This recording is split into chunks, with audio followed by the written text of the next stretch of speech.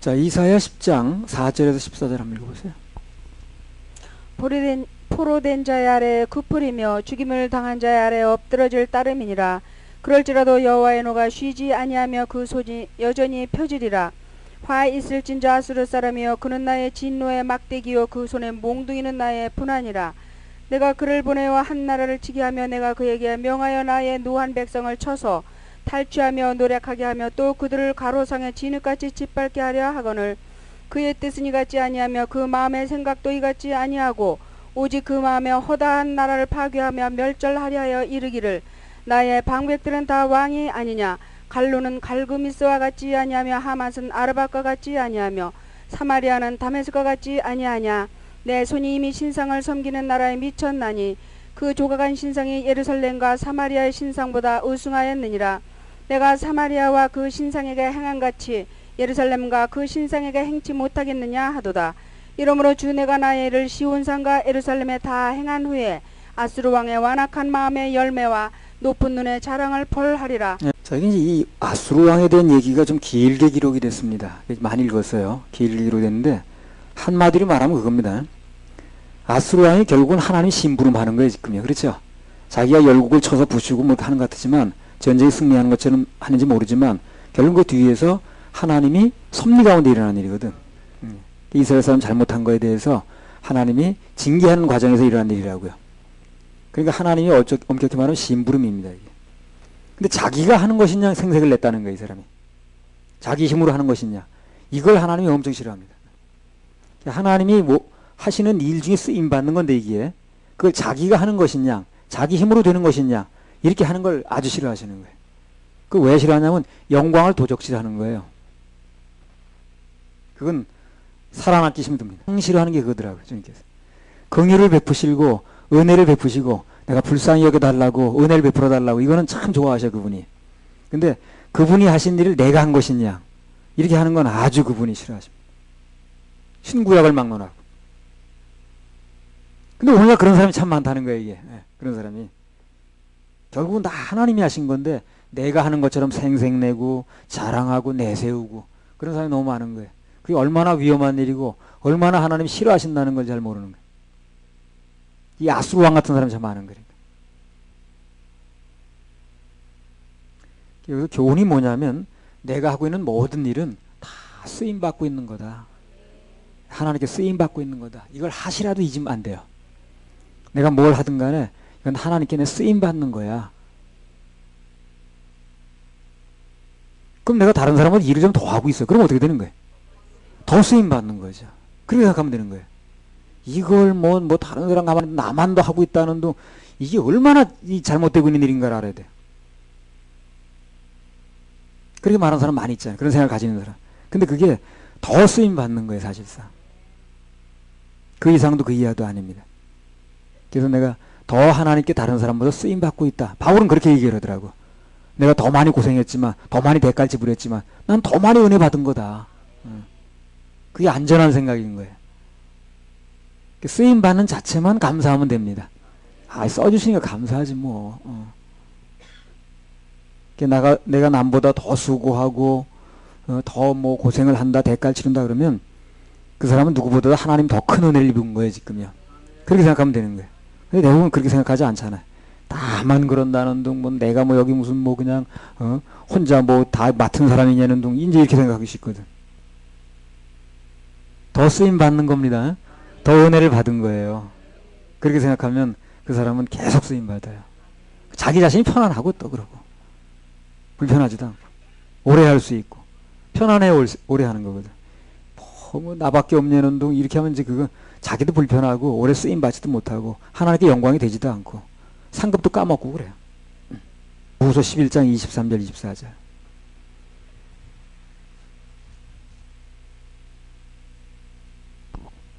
저희가 그리스도의 일꾼이나 정신없는 말을 하거니와 나도 더욱 그러하도다.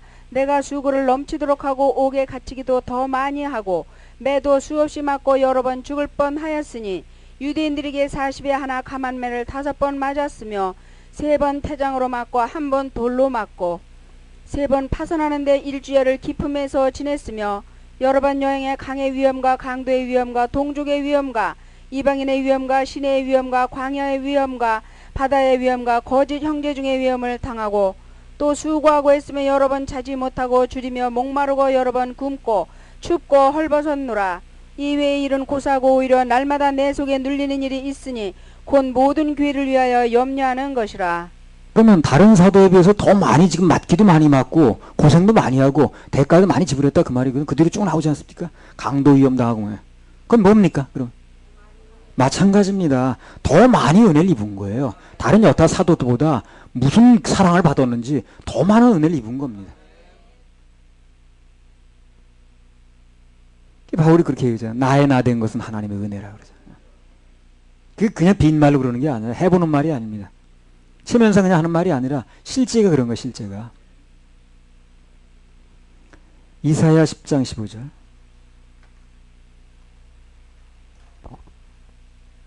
도끼가 어찌 찍는 자에게 스스로 자랑하겠으며 톱이 어찌 켜는 자에게 스스로 큰 체 하겠느냐. 이는 막대기가 자기를 드는 자를 움직이려 하며 몽둥이가 나무 아닌 사람을 들려 함과 일반이로다. 예, 그러니까 우리는 써주시는 분을 나타내야 됩니다. 써주시는 분을 어떻게 드러내고 나타내야 돼요. 그래 사역이 힘이 있어요. 그 사역이 오래 갑니다.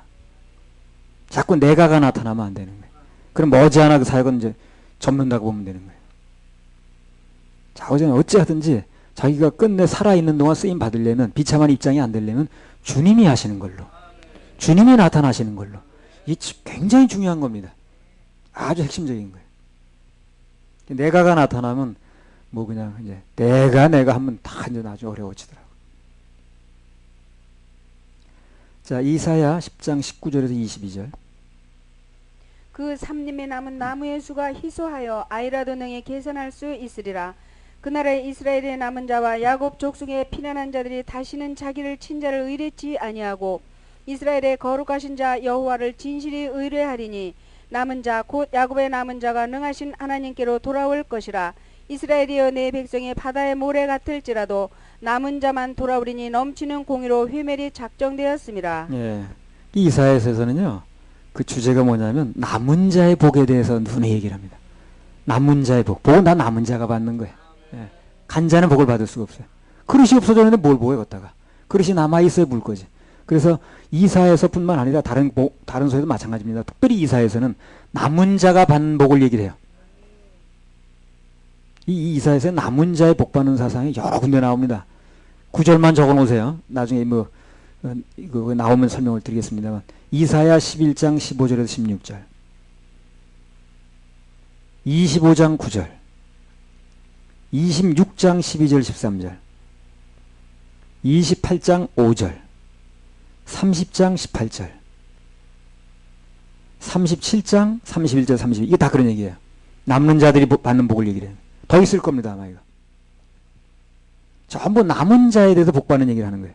남은 자가 어떻게 구원됐고 남은 자가 어떻게 복을 받았고 남은 자가 어떻게 회복되어졌고 예. 전부 남는 자 얘기예요.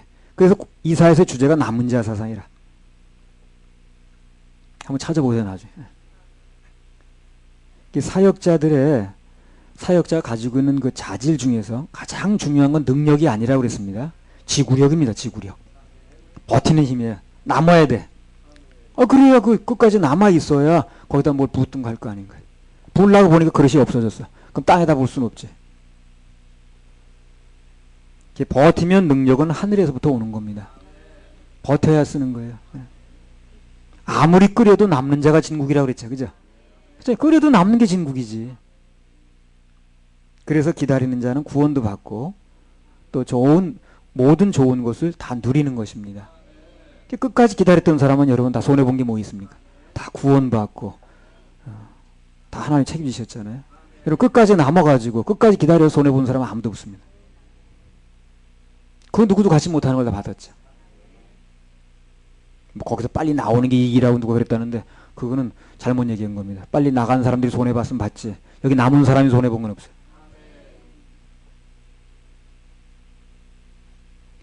우리는 주만 의뢰하고 그분만 기다리면서 그분의 일하심을 기대하면 결국 모든 일은 다 전화위복으로 합력선으로 해피엔딩으로 한번 해보세요.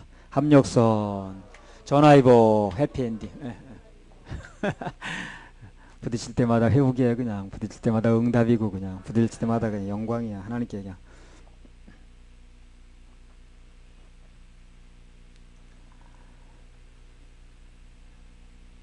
자, 그 이사야 10장의 나머지 부분을 한번 더 읽어보겠습니다. 23절부터 34절까지. 이미 작정되었은즉 주 만군의 여호와께서 온 세계 중에 끝까지 행하시리라. 주 만군의 여호와께서 가라사대 시온에 거한 나의 백성들아, 아수르 사람의 애굽을 본받아 막대기로 너를 때리며 몽둥이를 들어 너를 칠지라도 그를 두려워 말라. 내가 불구에 내기는 분을 그치고 노를 옮겨 그들을 멸하리라 하시도다. 만군의 여호와께서 채찍을 들어 그를 치시되 오래 반석에서 미디안 사람을 쳐 죽이신 것 같이 하실 것이며 막대기를 드시되 바다를 향하여 애굽에 드신 것 같이 하실 것이라. 그날에 그의 무거운 짐이 내 어깨에서 떠나고 그의 멍에가 내 목에서 벗어지되 기름진 까닭에 멍에가 부러지리라. 아수르 왕이 아얏에 이르러 미그론을 지나 믹마스의 치중을 머물고 영을 넘어 게바에서 유숙함에 라마는 떨고 사울의 기브아 사람은 도망하도다. 딸 갈리마 큰 소리로 외칠지어다. 라이사야 자세히 들을지어다. 가련하다 너 아나도시어 만메나 사람은 피난하며 계빈 거민은 도망하도다. 이날에 그가 노베서 쉬고 딸 시온산 곧 예루살렘 산을 향하여 그 손을 흔들리로다. 주 만군의 여호와께서 혁혁한 위로로 그 가지를 꺾으시리니 그 장대한 자가 찍힐 것이요 높은 자가 낮아질 것이며 철로 그 빽빽한 삼림을 비시리니 레바논이 권능 있는 자에게 작벌을 당하리라. 여기 얘기가 그 얘기예요. 누가 엄청 나를 괴롭혀도 그거 잠시 하나님께 쓰시는 도구라는 겁니다. 그걸 좀 알고 있으라는 거예요. 왜 괴롭히나 저 사람은 이 괴로움이 언제 끝날 거. 그거요. 잠시 하나님께 쓰시는 도구로 하는 거예요. 이 생각이 들어오게 되면요. 굉장히 여유가 생겨요. 이게 계속 그러는 게 아니라 하나님이 쓰시는 도구일 뿐이구나. 그 하나님이 결제해서 하는 거지 저 사람 마음대로 하는 게 아니구나. 누가 엄청 나를 괴롭혀도 잠시 하나님께 쓰시는 도구로 하는 거예요. 그 아수르가 그렇게 해야 돼도 그 하나님 쓰신 도구였다는 거거든 지금. 그래 우리 삶에 마찬가지라. 아수르 같은 사람들이 우리를 괴롭혀도 그것은 하나님께 쓰시는 도구라는 거예요. 겁내거나 신경 쓸 필요가 없다는 거죠. 그거 얘기하려고 길게 얘기하시는 거예요. 친절하시게. 모든 것은요. 그 모든 것을 움직이시는 하나님만 경외하고 그분에 대한 예배에 성공하면 그러면 그것은 머지않아 끝납니다. 눈앞에 보이는 환경이라든가 형편이라든가 한 방에 해결하십니다. 이사야 10장 25절. 내가 불구에 내기는 분을 그치고 노를 옮겨 그들을 멸하리라. 그리고 얼마 안 있어서 그죠? 불구가 뭡니까? 얼마 안 있어서 아주 가까운 장래에 가까운 장래에 내게 대한 분을 그치고 너를 옮겨서 너 괴롭히던 사람들 나는 해결하겠다 그 말 아니에요? 그러니까 그걸 이제 우린 알고 있으면 되는 거예요. 그 사람이 어떤 일을 하고 있든 형편이 어쨌든 간에 관계없이 곧 끝난다는 거 아니에요? 불구라는 게 그 말입니다. 머지않아. 내게 있던 분은 다 끝이고 너를 옮겨서 너 괴롭히던 사람으로 내가 옮기겠다 그 말이에요. 그러니까 아수르가 아무리 지금 괴롭히고 있어도 그게 다 하나님께 쓰임받는 것이고 섭리 안에 있는 거니까 그렇게 절망스럽게 생각하지 말라는 얘기예요. 할렐루야. 우리 그렇게 하실 하나님께 박수만 올려드립니다. 자, 이사야 11장 한번 보겠습니다. 1절 한번 읽어보세요. 이새의 줄기에서 한 싹이 나며 그 뿌리에서 한 가지가 나서 결실할 것이요. 하나님께서 하시는 일은요. 소망적인 게 뭐냐면 반드시 결실이 있습니다. 사람이 하는 일은 결실도 없이 괜히 고생만 하는 경우가 많아. 근데 하나님이 하시는 일은 무슨 대가가 지불됐든 반드시 결실이 있어요. 우리도 하나님의 사역을 할 때 반드시 결실을 목표로 해야 됩니다. 그냥 향방 없이 하면 안 돼. 복음은 이루어져야 복음이거든. 영혼이라는 전리품을 얻어서 결실을 하려면 전투를 해야 됩니다. 그래야 한 명이라도 얻을 수가 있어요. 요즘에 이게 보면 복음에 아주 근접한 사람들을 가끔 볼 수 있거든요. 근데 문제는 구령의 열매가 없다는 거야. 구령의 열매가 왜 없냐면 이게 이제 전투를 하지 않는 거예요. 처벌 규정을 얘기하지 않는 거지. 처벌 규정을 얘기를 하면 지옥 간다고 얘기해야 되겠지. 그러면 이제 거기 전투가 붙거든. 그런 게 잘 안 하니까 대강대강 넘어가서 복음은 전했다고 하는데 열매가 없어. 처벌 얘기를 안 해주니까 느슨해지고 묘한 유사품이 나오라는 거예요. 자, 이사야 55장 10절 11절.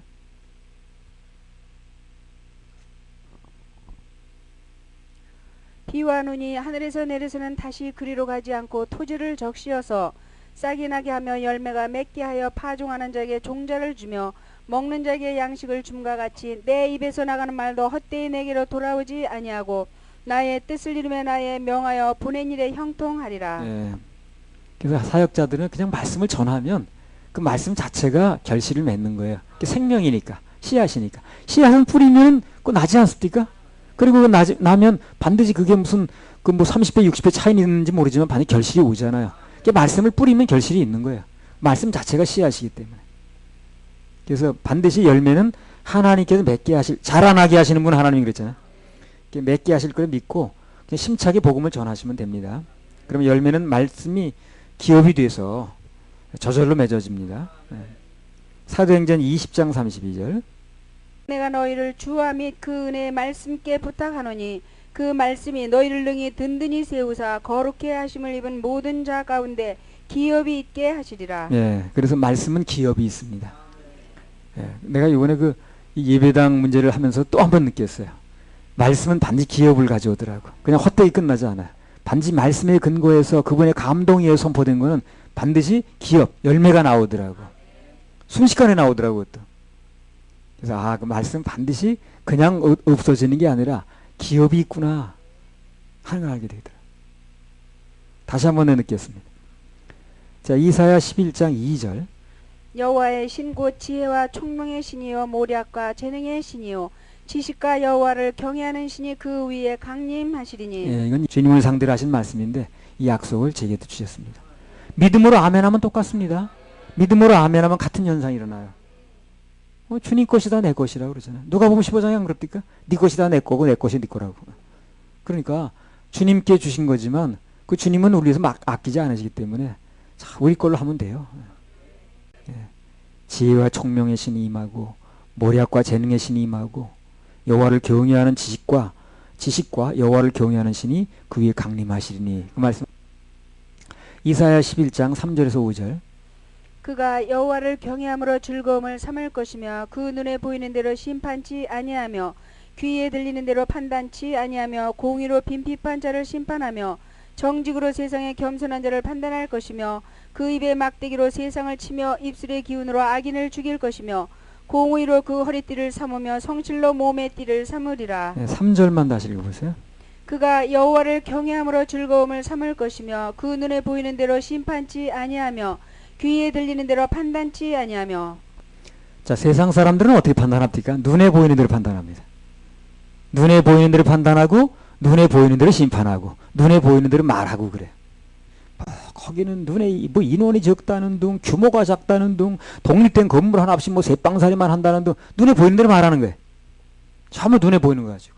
그거 가지고 말하고 판단하고 귀에 들리는 대로 판단하고. 하도 이 터무니없는 얘기 때문에 그동안 우리 마음고생 많이 했네 정말. 터무니없는 그런 얘기와 그 심판 때문에.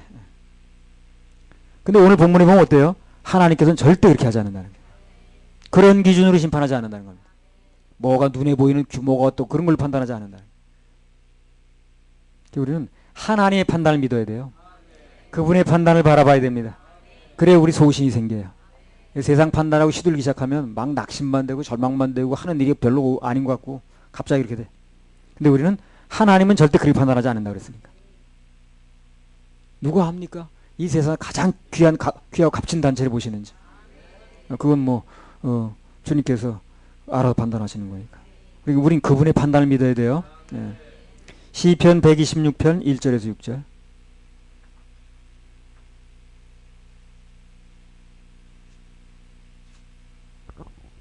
여호와께서 시온에 포로를 돌리실 때에 우리가 꿈꾸는 것 같았도다.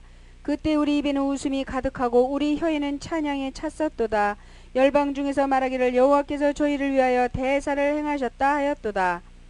여호와께서 우리를 위하여 대사를 행하셨으니 우리는 기쁘도다. 여호와여 우리의 포로를 남방시내들같이 돌리소서. 눈물을 흘리며 씨를 뿌리는 자는 기쁨으로 거두리로다. 울며 씨를 뿌리러 나가는 자는 정녕 기쁨으로 그 단을 가지고 돌아오리로다. 네, 눈물을 흘리며 씨를 뿌리는 자는 기쁨으로 거두리로다. 예, 이건 기업입니다. 말씀은 열매가 있어요. 반드시 이대로 됩니다.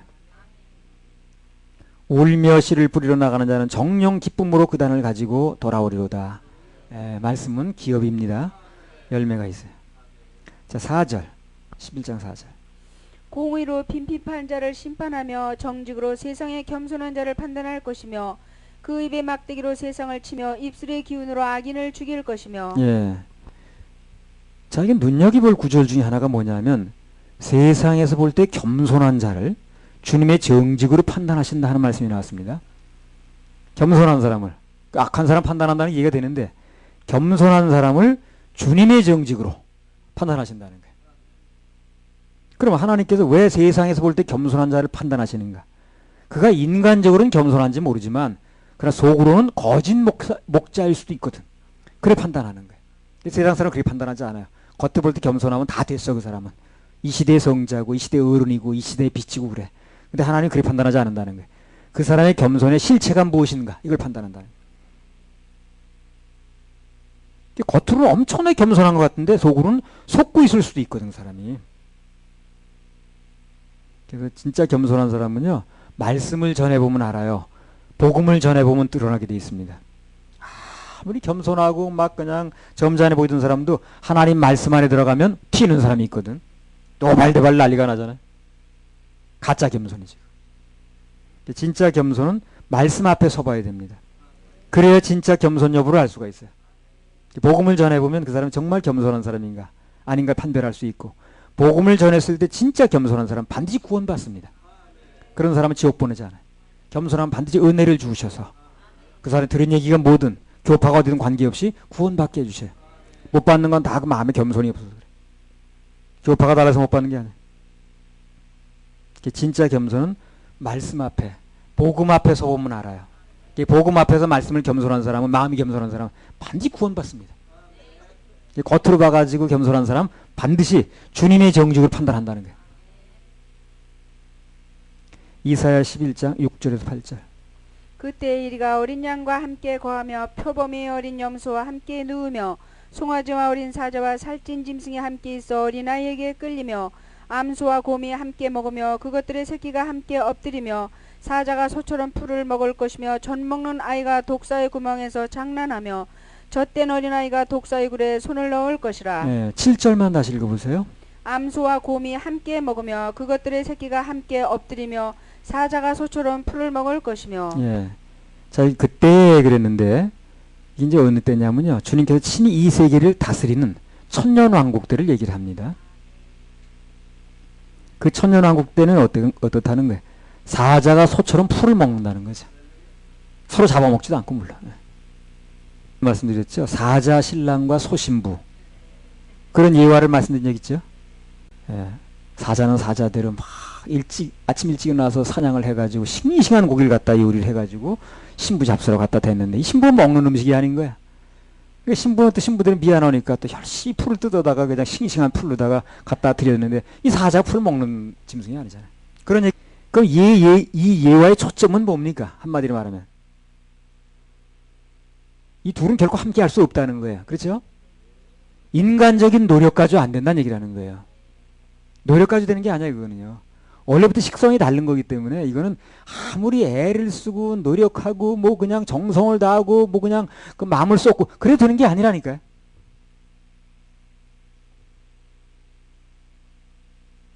근데 오늘 보니까 어떻게 됐어요? 실제로 사자가 풀을 먹더라는 거거든 지금. 그런 일이 일어났죠. 그죠? 그러니까 인간적으로 도저히 안 되는 것도 하나님께는 된다는 거거든 지금. 이게 해답인 거예요. 그러니까 인간의 노력으로 되는 게 아니라는 거예요.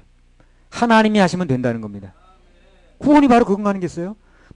인간적으로 애를 쓰고 무슨 생쌀을 먹고 그냥 누더기 옷을 걸치고 나무에서 내려오질 않고 뭐 어쩌고 저쩌고 노력은 엄청나게 한 거죠. 잠도 안 자고 앉아서 자고. 근데 그렇게 해도 되는 게 아니라는 거예요.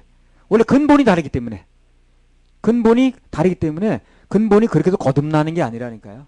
거듭나게 못하니 애써도 인간적으로 도저히 이렇게 안 되는 것도 하나님이 하시면 된다는 거거든. 그걸 믿어야 된다는 거예요. 근데 오늘날도 많은 사람들이 이 사자 신랑과 소신부가 하듯이 그렇게 노력을 하는 거야. 지성이면 감천이라고 이렇게 정성을 들이면 안 되겠냐고 그래가지고 그냥 열심히 새벽마다 뭐 하고 그냥 하루 종일 그냥 막 울며 불며 그렇게 되는 게 아니라니까. 그게 근본적으로 이게 근본이 다른 거니까. 우리 거듭나는 건 그렇게 해서 나는 게 아니에요. 예수 그리스도 나는 죽고 예수 그리스도 생명이 내게 다시 들어와야 거듭나는 거거든. 이걸 정성을 들인다고 노력한다고 되는 게 아니라고. 그러니까 소신부와 사자신랑 얘기가 바로 그거예요. 정성을 들이고 노력한다고 되는 게 아니라는 거예요. 근본적으로 다른 거니까 이게. 그 나중에 천년왕국이 되면 하나님이 하시면 그때가 되면 어떻습니까? 하나님이 다스린 때가 되면 저절로 사자가 풀 먹더라는 거지. 그래 안 되던 게. 하나님은 된다는 얘기라는 거예요. 우리 구원이 바로 그거라니까요. 에베소서 2장 8절 9절 한번 암송하셔 보세요. 조명사님 한번 해보세요. 너희가 그 은혜를 인하여 믿음으로 말미암아 구원을 얻었나니 이것이 너희에게서 난 것이 아니요 하나님의 선물이라. 행위에서 난 것이 아니니 이는 누구든지 자랑치 못하게 함이니라. 구원은 선물로 주는 거예요. 이걸 애를 써가지고 노력을 해가지고 뭐 대가를 지불해가지고 내가 뭘 하고 안 하고 이래가지고 받으려고 그러니까 선물이 근본이 바뀌어버리거든. 그렇게 되면. 그러니까 될 수가 없는 거예요. 그러니까 누굽니까 그 엘리사가 그 게하시가 선물 받은 거 그거 안 된다고 그러잖아요. 왜냐면 그 문득병에 고침받았다는 건 구원을 받는 건데 그 값을 받아버리면 안 되거든. 그건 은혜가 아니거든. 그래서 안 된다는 거예요. 그러니까 이게 구원이라는 건 근본적으로 하나님께서 은혜로 선물을 주는 건데 이걸 뭘 해가지고 받으려고 그러니까 뭘 안 해가지고 하려고 그러니까 그래 값이 지불되는 거거든. 그럼 은혜가 안 되는 거예요. 은혜가 아닌 거예요. 그러니까 구원을 못 받아요. 마치 사자 신랑과 소신부가 뭘 애를 써가지고 노력을 해가지고 의도는 좋아. 근데 결국은 안 되는 거라는 거예요. 안 된다는 거예요. 그 십계명이 뭡니까? 율법인데 613가지 율법을 한마디로 요약해 놓은 게 십계명인 거예요. 그 613가지 쭉 나열되는 십계명을 그 율법을 10가지로 딱 요약해 놓은 게 십계명이라고. 자, 그 율법은 왜 만들었습니까? 로마 3장 20절. 그러므로 율법의 행위로 그의 앞에 의롭다 하심을 얻을 육체가 없나니 율법으로는 죄를 깨달음이니라. 그럼 율법이라는 것은 뭡니까? 그것을 지켜서 구원받으라는 목적이 아니라는 거지. 그럼 뭐냐면 그 율법을 지켜서는 도저히 구원받을 수 없다는 걸 깨달으라는 거예요. 그래서 주님께 나오라는 목적으로 만들어놨다는 거지 율법을. 그러니까 율법이라는 건 그 역할까지만 하는 거예요. 도저히 율법을 보니 613가지 중에 한 가지만 못 지켜도 안 된다고 하니 이건 도저히 안 되겠구나. 그러면 이 방법 가지고 안 되니까 주님께로 나가야 되겠구나. 하루 끌어내는 역할을 하는 거예요. 주님께. 그걸 몽학선생이라고 그러잖아요. 그래서 그 단적으로 나타나는 경우가 바로 십자가 강도 사건이라고 그랬습니다. 출애굽기 20장 3절에 17절에 보게 되면요. 이제 십계명이 쭉 나오죠. 그죠? 1계명이 뭡니까? 출애굽기 20장 3절 17절 한번 펴보세요. 펴놓으세요. 성경에다. 1계명이 뭡니까? 너는 나 외에는 다른 신들을 내게 있게 말지니라. 2계명은 뭡니까? 너를 위해 새긴 우상을 만들지 말고 위로 하늘에 있는 것이나 아래로 땅에 있는 것이나 땅 아래 물속에 있는 것들이 아무 형상이든지 만들지 말며 그것에게 절하지도 말고 그것을 섬기지도 말라. 3계명은 너는 하나님 여호와 이름을 망령되이 일컬지 말아라. 4계명은 안식일을 기억하여 거룩히 지키라. 5계명은 내 부모를 공경하라. 6계명은 살인하지 말지니라. 7계명 간음하지 말지니라. 8계명 도둑질하지 말지니라. 9계명 내 이웃에 대하여 거짓 증거하지 말지니라. 10계명은 뭡니까? 내 이웃의 집을 탐내지 말지니라. 그럼 이 십자가 강도가 결국 구원을 받았는데 결론적으로 이 강도가 여기 10계명 중에서 몇 개나 지켰느냐 하는 거예요. 10계명 지켜서 구원받는다고 한다면 그렇죠. 몇 개나 지켰어요. 십자가 강도가. 뭐 하나님 믿는 사람 같지도 않고 뭐 그 돈 섬기고 사는 사람 봐 돈 때문에 지금 사람을 죽이고 하는 걸 봐서 이 사람 뭐 돈 뭐 멀리 그 황금을 보기를 돌같이 하는 사람 같지도 않고 여호와 이름을 무슨 대단히 경외해가지고 주여 주여 찾는 사람 같지도 않고 안식일 기억해서 매주마다 예배드리는 사람 같지도 않고 부모 잘 공경하는 사람 같지도 않고 뭐 강도해가지고 부모 잘 섬기려고 그런 것 같지 않죠? 그렇지 않죠? 강도했으니까 당연히 살인했을 테고 간음 아이고 말할 것도 없지. 도적질보다 더한 강도했는데 네 이웃의 거짓 증거하지 말고 정체가 살 리가 없어 이 사람이. 네 이웃의 것을 탐내지 말라고 그러는데 탐냈으니까 강도한 거죠. 하나도 지킨 거 없네 이 사람. 그걸 어떻게 구원받았다는 거야. 그래서 은혜라니까 은혜. 그래서 이 강도가 하나도 못 지킬 게 별로 없는 걸 볼 때 십계명은 그걸 통해서 지키라는 것보다 난 못 지키는구나. 도저히 안 되겠구나. 자기 한계를 깨닫고 죄를 깨달으라는 거지. 그래서 그렇게 하라고 준 율법인데 이걸 지키라는 쪽으로 나가니까 약을 잘못 쓰는 거예요. 그래서 이 용도가 그런 게 아닌데 그걸 자꾸 지키라는 쪽으로 나가니까 이제 약을 잘못 쓰는 거예요. 약을 잘못 쓰면 어떻게 되는 거예요? 부작용이 심해요. 정말 많은 사람이 그렇게 얘기하잖아요. 설교 때 뭐 얘기하는 거예요? 아, 이게 지키라는 거 아니야 지금. 그 지키라고 준 목적이 아닌데. 부작용이 너무 심한 거지. 이게 지금 율법을 이제 이 잘못 써서 생긴 부작용은요. 이게 지옥 가는 거야. 십계명은 그걸 통해서 죄를 깨달으라는 거야.